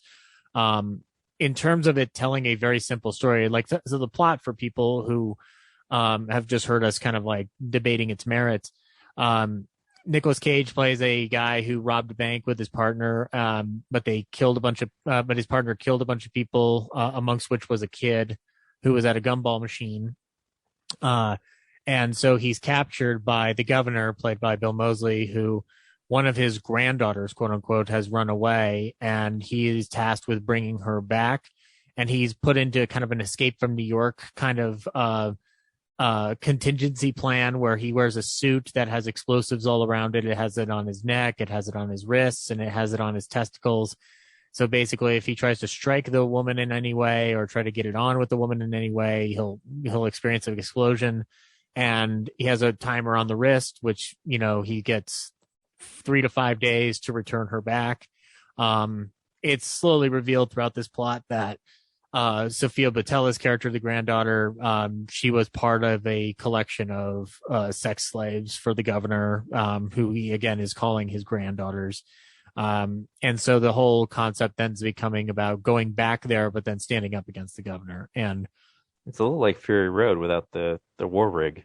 Yeah, that's the thing that one of the things where I started tapping into its vibe. It's just like, man, it's like it's a low budget version of Fury Road, which is kind of neat to watch. Yeah, and again, a little Thunderdome with the whole town of like, yeah, like the Ghostland. Yeah, it's and you mentioned the production design earlier, Brad. That's one of the reasons why I think it got sunk into me, was like, oh my god, it's an actual world and it's not really built on a fucking CG land. That's fucking neat.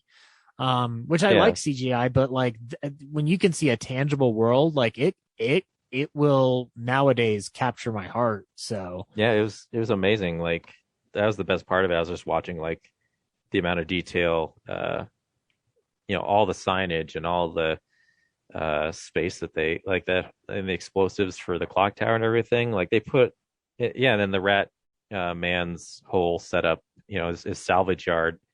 Like, even though it looks like it's the crew's equipment, it's like they still built everything around it to like make it feel like it's its own living world. The only bad side is like I said, there's no sense of distance between the two areas. Like the Ghostland is a cutaway. The scale is very limiting. Yeah.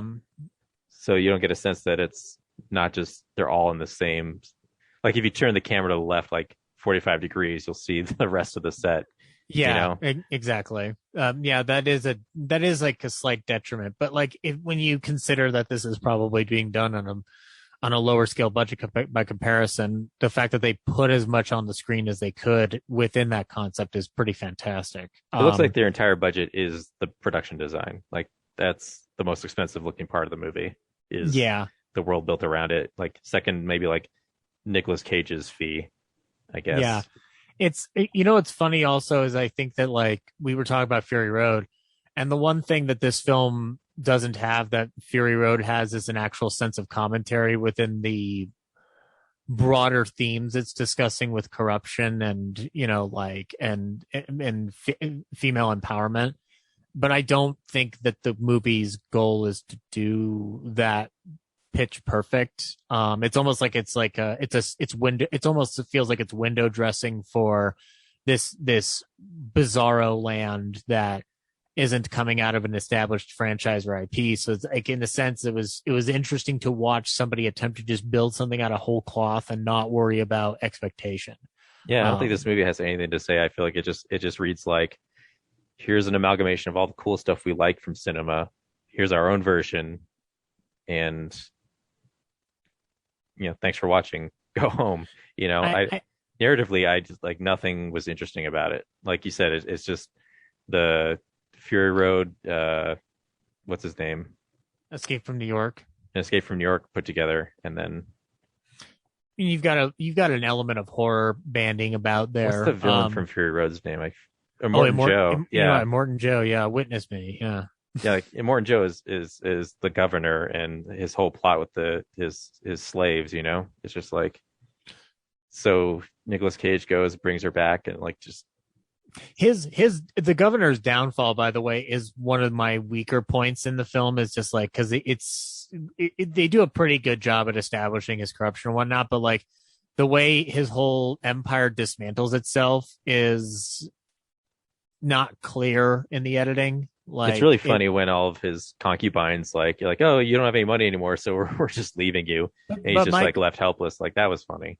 It was funny, but I had the question of just like, at what point did his value deteriorate? What was the monetary structure here that all of a sudden it's collapsed? Was it when one of his concubines like fucking like unloaded that rotary machine gun? Like I wasn't fully aware of that. It didn't like detriment the movie for me, but I was just like, it's a kind of a weird like cutaway. I guess in the grander scheme of things, it's just everything's collapsing. So yeah, like the whole Ghostland is a collapsed society. Like there's a nuclear explosion, and people are just living however they can. But apparently, the governor's Japanese themed society or whatever has succeeded, and then the people in the wasteland part of for some reason they can't walk across. Like, are they infected with like radiation, or like they can't walk through it? It was really weird when like Nicolas Cage finally convinces everyone to go take down the governor, and then he's like interrupted by his buddy who got him captured in the first place and was like on the prison bus that got radiated in the explosion, stops him, and then like all those townspeople just still hung back anyway.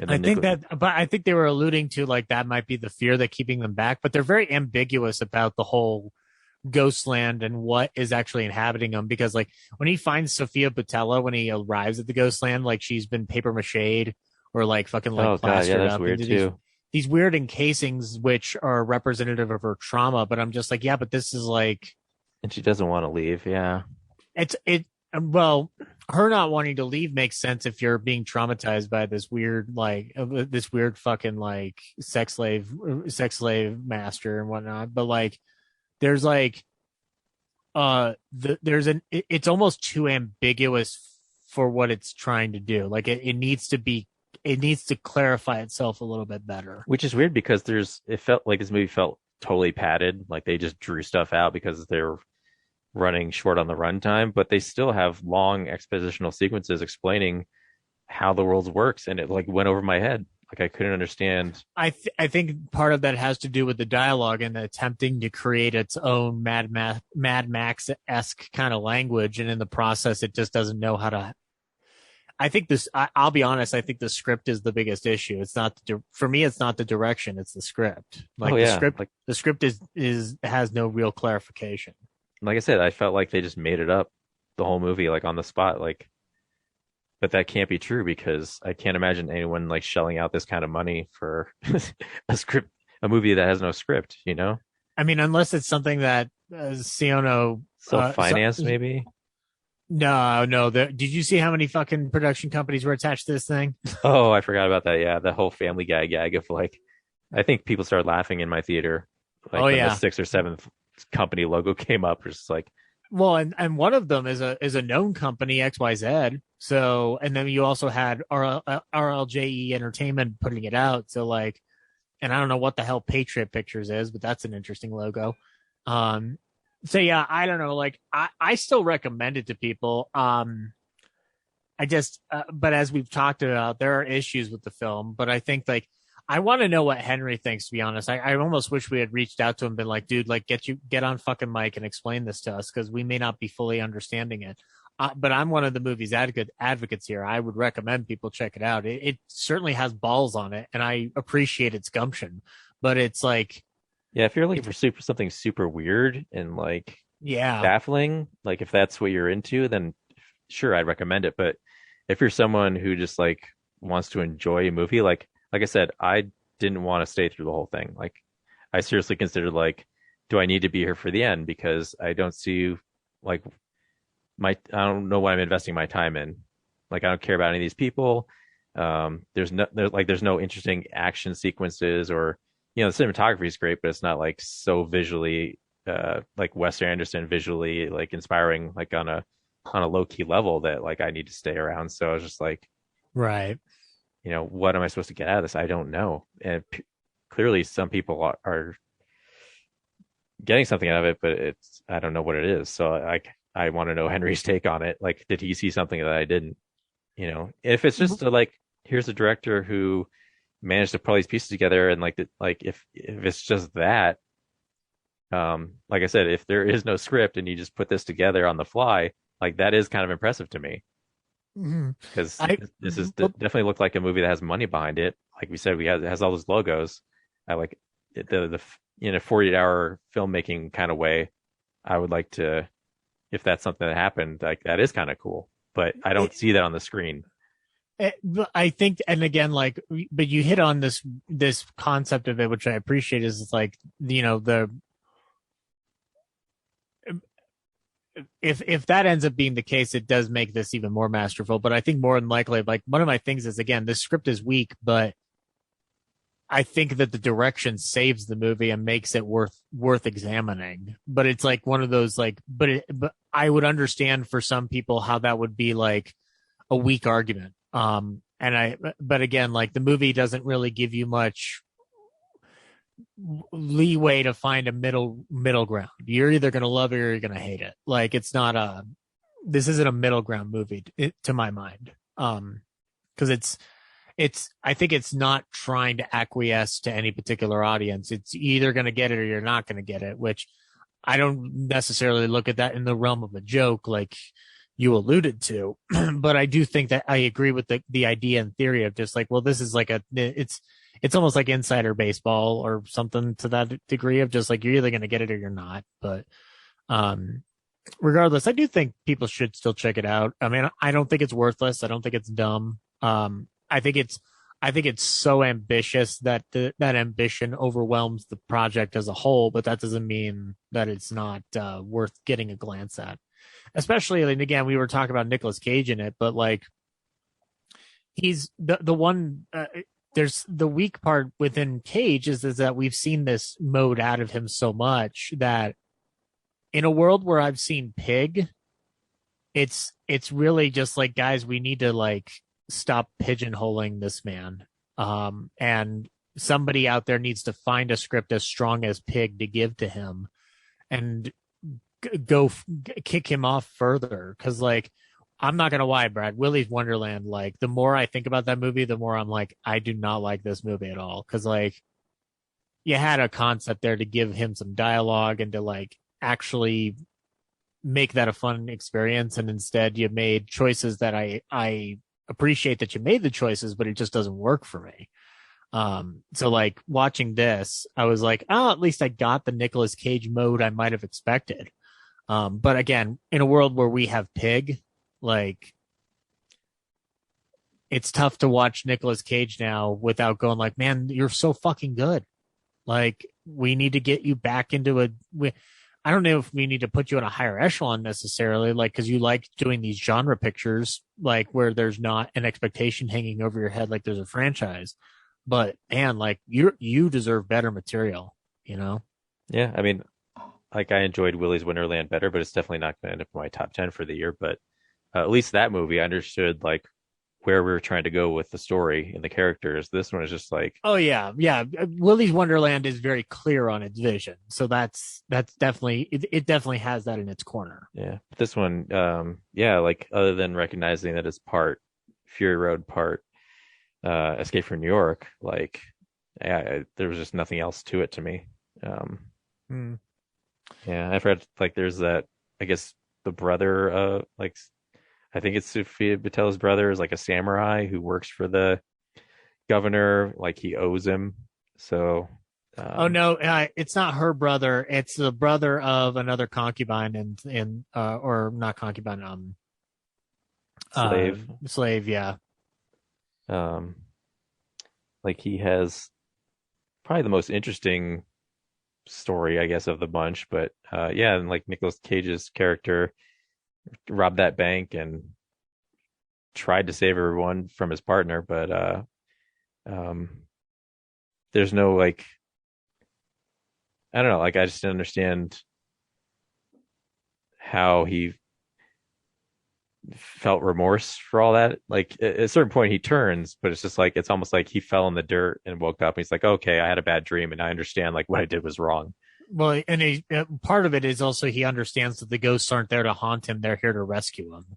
But like again, the concepts are so vague that I didn't even look at the runtime on the movie, but like it felt like we could have had a little bit more even. Because like even at 103 minutes, you're still needing to fully explain this world, and I'm like, I need a little bit more here. And we spent it like that whole governor explaining to when the governor explains basically the plot of Escape from New York to Nicolas Cage, like I was sitting there going like, with the audience is way ahead of you, man. Like we know like what the suit and everything is going to do. Like just get out of here. But it's Bill Moseley, right? Yeah, it's Bill Moseley, and like it's almost like the director was just like, I don't want to cut any more of Bill than I have to because he's so magnetic.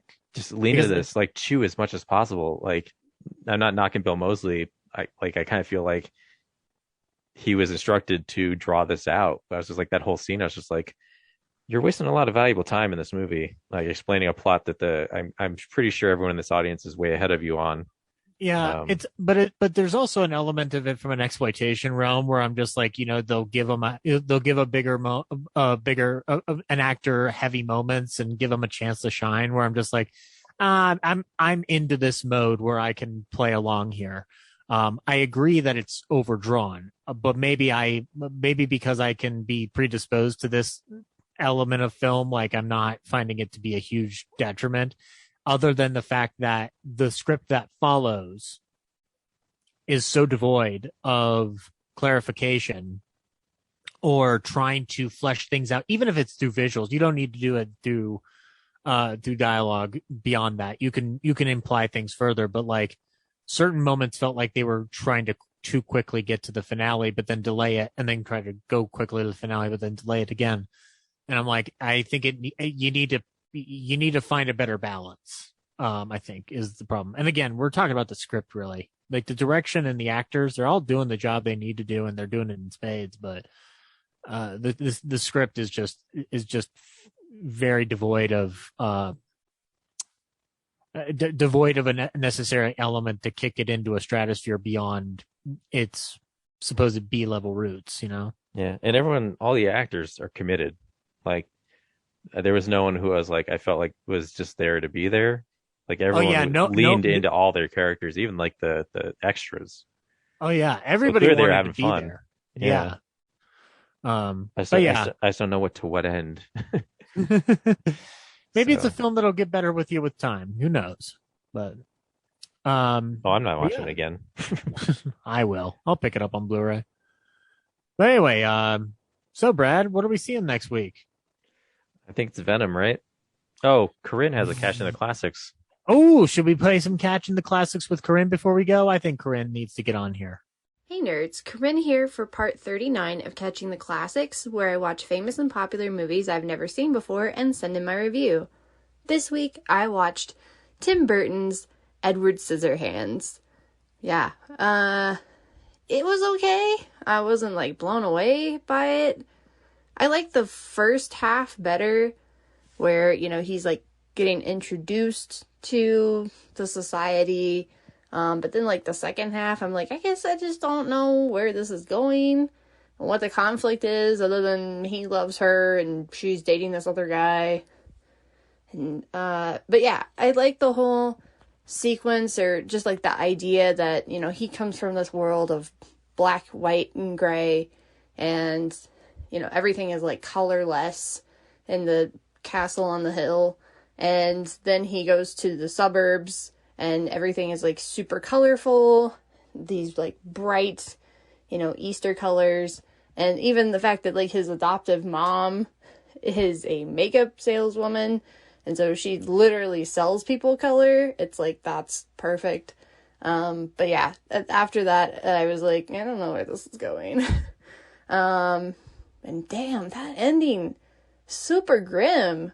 I know, the spoilers if you've never seen Edward Scissorhands, but I know the teenager was being a giant dick, but damn, Edward just stabbed him and then kind of pushed him back and so he fell to his death. And I'm like, look, he was being an asshole. I'm not saying he wasn't, but he was also still a kid. Like, he was 18 or 17. Like, he was still in high school. And then Edward just was like, nah, kill you. Don't drink and drive, kids. That's the moral of the story. Don't drink, period. Don't be doing anything stupid. Oh, man. Yeah. Of course, me being the pedantic asshole that I am, I see him, like, doing the whole, like, ice carving thing, and how it goes from solid ice to these, like, flakes of beautiful snow, and it's probably fake snow anyway, but it was like, I don't think you understand how ice works. And also, you know, there at the very end of the movie, when he's, like, carving the ice up at the castle on the hill, it's like, where did he get that ice from? I thought everybody thought he was dead. I'm confused. It was great to see Vincent Price again. I didn't realize he was in the movie until I saw the opening credits. I guess this was, like, what, his last or second to last role before he died. Yeah, Johnny Depp did a great job. This was clearly before he went, like, super weird. Thought it was actually pretty reined in for him, you know. He doesn't talk very much. Edward doesn't talk very much. Winona Ryder, she did okay. I forget who plays the mom, but I thought she did a great job. And, man, some of those haircuts, I'm like, y'all just don't have any kind of style or anything. Also, what era was the movie supposed to be in? Because sometimes it looked like more 70s, and then sometimes it looked more 50s, just based on, like, the props and everything. I guess it's supposed to be this kind of, you know, idyllic little suburb or whatever, but I guess I was feeling more like 70s. But anywho, wasn't, like, super impressed with it. Glad I got to see it at least once, but I don't anticipate going back to it anytime soon. So I would probably give it, like, 3 stars. So I don't know what I'm watching next time or when that will be, but keep an ear out, because part 40 I'll have to pick something hella cool. I was wanting to do Superbad this time, but apparently it's not on Hulu anymore, so I had to improvise. So hope you all are doing okay, nerds and everybody at home, and I'll talk to you next time. Bye. Well, Corinne, whatever you talked about, we loved it. We absolutely enjoyed it to the ends of the earth. I particularly liked the part where you explained that actor's history and talked about what your history with it was, and then found a way to connect it to Ted Lasso. Wait, it just came in. She watched Halloween and hated it, so... Oh. Thanks, Corinne. I don't agree with you. But yeah, next week we're watching Venom, right? I think that's the release, because No Time to Die is the week after that.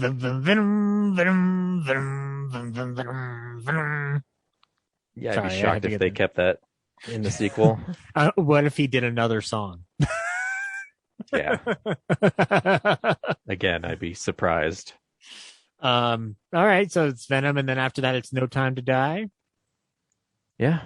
Yeah, and then we're in for a run of blockbusters. Some of the best stuff. So yeah, Halloween, Kills After James Bond, Dune, French Dispatch, Last Night in Soho, Eternals, Ghostbusters Afterlife are all on deck. So yeah, exactly. We all know that Halloween. We all know Halloween Kills is going to be the number one of that group, but you know, just French Dispatch, I guess, number 1, Halloween Kills number 2, No Time to Die number 3. Oh, I should also say that the one great part about Prisoners of Ghostland is they had a French Dispatch trailer animated by Wes Anderson ahead of it. So it was awesome. I think it's the opening credits sequence. Because they had all the actors' names in it. I mean, I think it's still a trailer. I can't imagine that being the opening of the movie, but maybe. I don't know. Wes Anderson, I don't that's know. what he wants.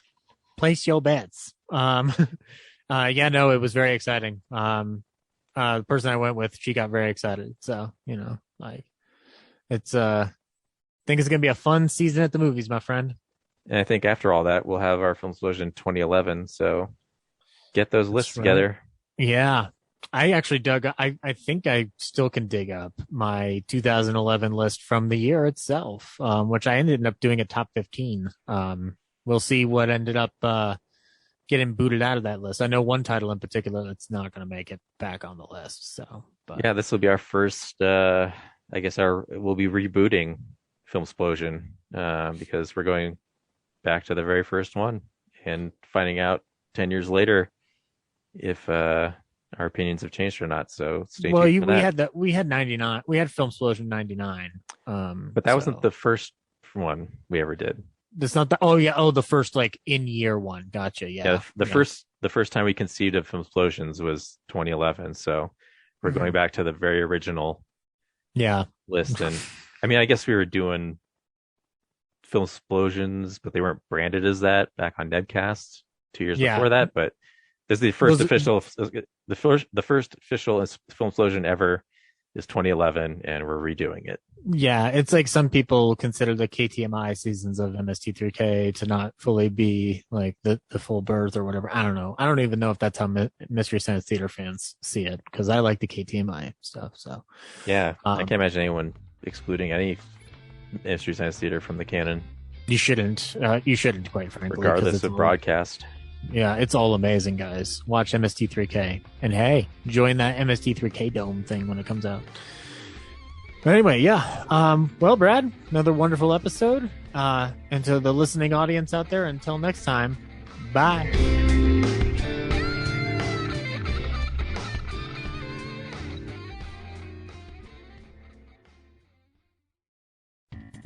Thank you for listening to this episode of Real Nerds Podcast. Real Nerds Podcast is a production of Nebulous Visions Multimedia. Thank you to Sparks Mandrill and Plan 9 Studios for our kick-ass theme song. Also, if you're in the Denver area and you're looking for a cool place to see movies, we see them at the Alamo Draft House in Littleton and now also in Sloan's Lake. Thank you to Colorado Coins, Cards, and Comics for supplying us with all our comic needs, especially you, Andrew. You know who you are. And a big shout out to James's mom. I'm giving you an electronic hug that you can feel through the airwaves. Thanks for listening, and have a nice day.